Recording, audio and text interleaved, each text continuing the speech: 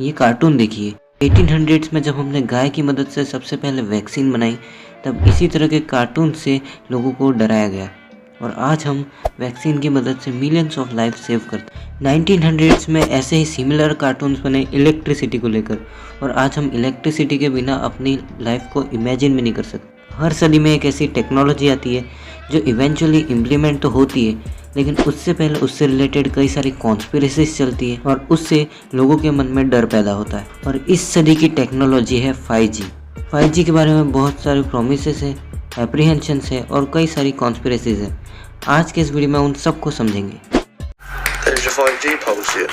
5G must on fire. 5G! Linking coronavirus to 5G. Lowers your immunity and runs people down. 5G is a weapon. Hi guys, do you know what you're doing now? You're laying 5G. So you know that kills people. तो सबसे पहले हम बात करते हैं कि 5G है क्या। तो 5G लॉन्ग टर्म इवोल्यूशन यानी कि LTE का 5th जनरेशन है। तो गाइस 5G के दो टाइप के बैंड हैं। एक है सब 6 कैटेगरी जिसकी फ्रीक्वेंसी और स्पीड 4G से थोड़ी सी ज्यादा होगी और दूसरी है MM वेव जिसकी फ्रीक्वेंसी और स्पीड 4G से बहुत ज़्यादा होगी। लेकिन एक प्रॉब्लम है, जहाँ 5G की फ्रीक्वेंसी बहुत ज़्यादा है वहाँ उसकी कवरेज बहुत कम है, लेकिन वहीं 4G की फ्रीक्वेंसी भले कम है लेकिन उसका कवरेज ज़्यादा है। यानी कि जितना एरिया 4G का एक टावर कवर करता है उतने ही एरिया को कवर करने के लिए 5G के ज़्यादा टावरों की ज़रूरत पड़ती है और इसी को हम स्मॉल सेल्स कहते हैं, जो कि 4G से 20, 30 या 40 गुना फास्टर हो सकते हैं। जहाँ US में 5G यूज़ होना चालू हो चुका है, वहीं इंडिया में गवर्नमेंट ने चाइनीज कंपनी के इन्वॉल्वमेंट के बिना ट्रायल्स चालू कर दिए। बड़ी बड़ी स्मार्टफोन कंपनी जैसे सैमसंग, OnePlus, इन्होंने भी 5G इनेबल्ड फोन बनाना स्टार्ट कर दिया है। अब 5G सिर्फ फोन में नहीं आएगा, इसके कई सारे फायदे होने वाले हैं। तो अब हम बात करते हैं बेनिफिट्स ऑफ 5G की। फर्स्ट है ऑटोनोमस कार्स, यानी कि कार्स अपने आप चलेंगी और व्हीकल टू व्हीकल कम्युनिकेशन हो पाएगा। क्लाउड गेमिंग, ड्रोन डिलीवरी, मतलब कि ड्रोन के जरिए सामान की डिलीवरी करी जाएगी।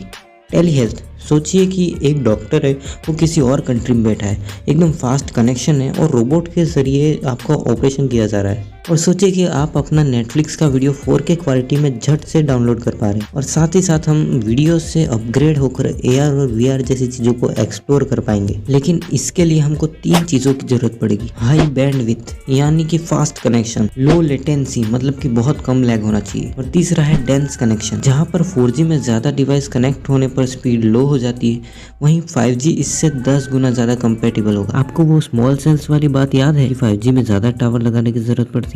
तो बस यही कारण है जिसकी वजह से लोग 5G पे सवाल उठाते हैं। यहाँ तक कि US के बे एरिया की कुछ सिटीज में 5G को बैन भी कर रखा है, वो भी कैंसर के कंसर्न से, क्योंकि उनका कहना है कि 5G की रेडिएशन बहुत ही ज़्यादा है। तो हाई रेडिएशन को समझने से पहले आपको रेडिएशन को समझना होगा। तो ये वेव रेडियो फ्रीक्वेंसीज है जो कि इलेक्ट्रोमैग्नेटिक रेडिएशन का ही एक पार्ट है। तो रेडिएशन को अगर हम एक चार्ट पर रखें तो रेडिएशन 2 टाइप की है। एक है non ionising radio wave, microwave जिससे हम खाना गर्म करते हैं, इंफ्रारेड रेज जिनसे धूप में गर्मी पैदा होती है, और चौथी है विजिबल रेज जो कि हम आराम से देख सकते हैं अपनी आंखों से।